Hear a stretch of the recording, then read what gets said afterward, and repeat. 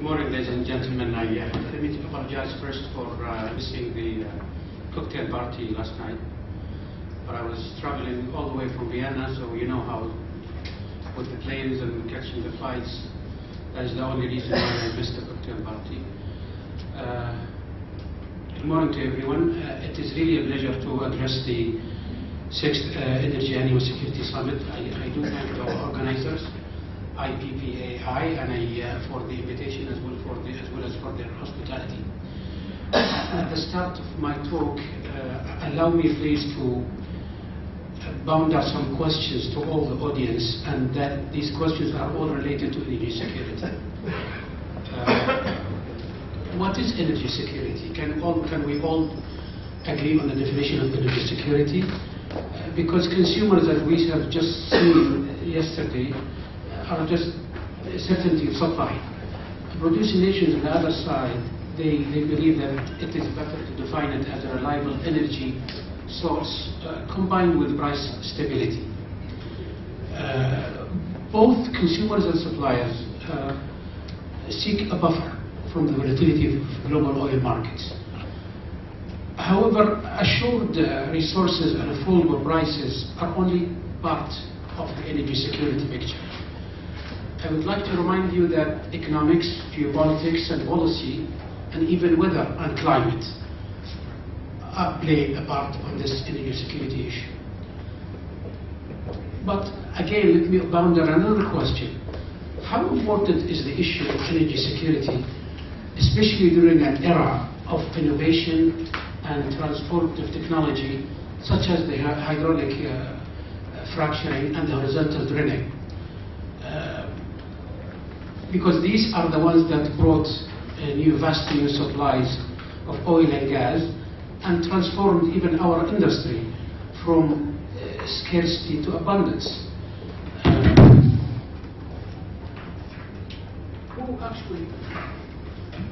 Who actually should bear the responsibility of the energy security issue? Should it be the crude oil producers, or should it be the consumers? Those are only some of the questions that will be thrown on the table here. How can the industry handle this tall order of issues that ensures adequate and reliable energy supplies in an environmentally responsible manner? Because that will all be the only way to help ensure the economic growth continues unhindered. Let me put it plainly here that there is a fear factor, and the fear factor relates to the intensity of consumption, the finite resource being depleted. There is also a fear of diminished living standards and economic repercussions if the energy supplies are compromised. There is also, and let's face it, a fear of dependence on the resources of other nations, the implications of the political turmoil, and there is also a fear of the environmental impact of energy. All of these concerns are appropriate, but the concept of energy independence is just too simplistic, because it's essentially not possible or even not desirable. The fundamentals of economics currently belie the self-sufficiency. And today, global economy is highly integrated. Oil and gas has become so much fungible that oil markets are global in nature. These realities make this case of energy interdependence rather than independence. Ladies and gentlemen, the traditional view of energy security envisages countries competing for energy resources with ever-present potential for conflict. This traditional view also equates energy and oil imports with dependence and vulnerability. This view is outdated and unnecessarily simplistic. International trade in energy, just like any other commodity, as well as products, can in fact serve as the unifying factor. by creating interdependence between producers and consumers. While consumers need energy to sustain their economic development and hopefully raise the standard of living, producers also need markets for their petroleum and dependence on export revenues, even to maintain and enhance the prosperity of their own society. From our side in Saudi Arabia, we have a very massive reserves. And those reserves could be divided into three categories. The first category is the proven reserves. And those are estimated at 260 billion barrels, accounting for a quarter of the entire world proven reserves. The second category relates to the probable and the possible reserves, which are conservatively estimated at another 100 billion barrels. In fact, by turning the probable reserves into proven reserves, we have been able to replace our production for many years, despite being one of the world's largest producers of crude oil. Lastly, there is yet to be discovered resources. We estimate that in place volume at something like 200 billion barrels. In Saudi Arabia, we have adopted a long-term view in our reservoir management. This is all in order to maximize the ultimate recovery from our fields for 50 years from now. We view ourselves, and this is all related to energy security, as stewards of these precious resources, not only for the good of the kingdom, but also for the benefit of countries, communities, consumers around the world, both now and for the future. Just to give you an example, we in the kingdom maintain 1.5 to 2 million barrels per day surplus capacity, and this has a critical role in maintaining the stability of international markets and enhancing the world energy security. Believe me, it is neither cheap nor easy, but it's vital, because maintaining energy security capacity makes the difference between economic prosperity and economic peril. The bottom line is that our industry, for nearly 8 decades of existence in Saudi Arabia, have never once failed to meet a supply commitment to one of its customers for operational reasons. The relationship between our operational reliability and stability and security of the world energy supply has never been pronounced.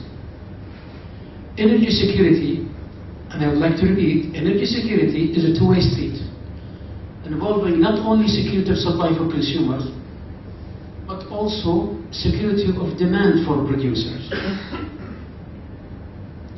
Given the $billions and the million of man-hours required to bring petroleum projects and crude oil development to the stream, unrealistic dependence, unrealistic calls for dependence only undermine the energy security instead of enhancing it, simply because they cloud the demand picture, and thus could possibly be not only a question but also a question of our investment decisions. Instead, adopting a pragmatic, realistic and balanced approach to energy issues simultaneously enhances energy security, economic competitiveness and environmental protection. Clearly, energy security is impacted by the availability of oil resources, as well as infrastructure, just like what we heard yesterday. But please remember that capital investment, technology, equipment and services, and the talent and skills of our industry professionals are also very, very important. Above all of that, geopolitics also play an important role in energy security. Said differently, the real complications arise when we move from underground to surface. The intent is to monetize reserves to deliver them to customers. I am an advocate of a holistic approach that results in formulating energy policies and strategies that balance the varying interests of both consumers and producers, and ensure security for all. Towards this end, there are 5 operating principles that will help us underpin the energy security system in the future. The first, and we confess to that, is diversification of supply. We think it's your requirement to diversification of supply as a consumer. A second issue is to build resilience into the energy system by ensuring a security margin, additional capacities and capabilities that provide a buffer against shocks and facilitates recovery. The strategic oil stocks program prevalent in many consuming countries are only one example of this. The third and most important from our side is that the integration of global energy markets is a reality now. Fourth, the importance of high quality information and data for both decision making and macro confidence. And this is where consumer countries come in. The fifth principle, and this is in our opinion, is the most important element, is that flexible and well-functioning markets are your best bet for energy security, because it contributes greatly to security and also allow the ability to adjust and rebalance quickly. Allow me to close with 2 thoughts. 1, energy security is not just about countering the wide variety of risks and threats. It is also about relations among nations, how we interact with each other, how energy impacts the overall and energy security, and about the cooperation and collaboration in the international community. Allow me at this conjuncture to divert a little bit and say that by being the only supplier present in this conference, I feel lonely. Nonetheless, I'm glad to be here. Second, energy security won't be possible without building energy policies that support long-range thinking. And this is very, very important. Long-range thinking is the solution to all of our energy issues.